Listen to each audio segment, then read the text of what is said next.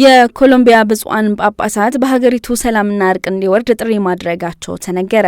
የኮሎምቢያ ካቶሊክ ቤተክርስቲያን ብፁዓን ጳጳሳት ባካሄዱት 100ኛ ምልአተ ጉባኤያቸው ሀገሪቱ እንድትለወጥና ውይይት እንዲካሄድ ጥሪ ማድረጋቸው ተነገረ። 120ኛው የኮሎምቢያ ብፁዓን ጳጳሳት ምልአተ ጉባኤ ኮሎምቢያን ጠባቂ ለሆነችው ለቺኩዌንኩዌራ እመቤታችን ቅድስት ድንግል ማርያም አማላጅነት አደራ በመስጠትና ከህዝቡ ጋር በመሆን እርቅን፣ ፍትህንና ሰላምን ፍለጋ ላይ በቁርጠኝነት ለመሳተፍ ቃል በመግባት ተጀምሯል። በብፁዓን ጳጳሳቱ የጸደቀው የመጨረሻው ሰነድ ህዝቡን ወደ መለወጥ፣ ወደ ውይይትና በዲሞክራሲያዊ ሂደት ውስጥ ኃላፊነት የተሞላበት ተሳትፎ እንዲያደርጉ የሚጋብዝ ነው። በተመሳሳይ ሁኔታ ብፁዓን ጳጳሳቱ በተለይም በጣም አስቸጋሪው የክረምት ወቅት ለአደጋ ተጋላጭ ለሆኑት ሰዎች ያላቸውን ቅርበትና ድጋፍ ገልጸዋል። በዚህም የካቲት 7 ቀን 2018 ዓ.ም ለተቸገሩ ቤተሰቦች በተለይም በጎርፍ አደጋ ለተጎዱ ወገኖች ድጋፍ የሚያደርግ መልካም ክርስቲያናዊ ግንኙነት የተባለ ዘመቻ እየተጀመረ ሲሆን ይህ ቤተክርስቲያኗ ለተጎዱ ሰዎች የምታደርገው ዓመታዊ ስብስብ ዘወትር የሚጀምረው በአብይ ጾም የመጀመሪያ እሁድ እንደሆነም